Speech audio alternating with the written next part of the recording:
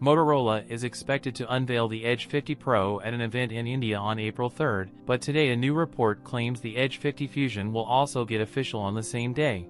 Today we have another Edge 50 Fusion leak which reiterates its specs while giving us some official-looking renders, so let's dive in.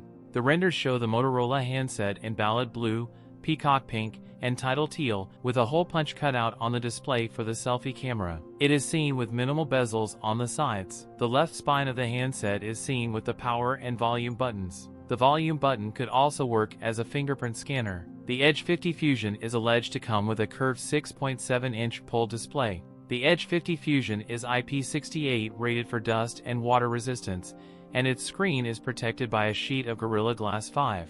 It will be powered by Qualcomm's Snapdragon 6 Gen 1 chipset, paired with 8GB of RAM and 256GB of storage. The phone will have a 50-megapixel main rear camera with OIS alongside a 13-megapixel ultra-wide, a 32-megapixel selfie camera.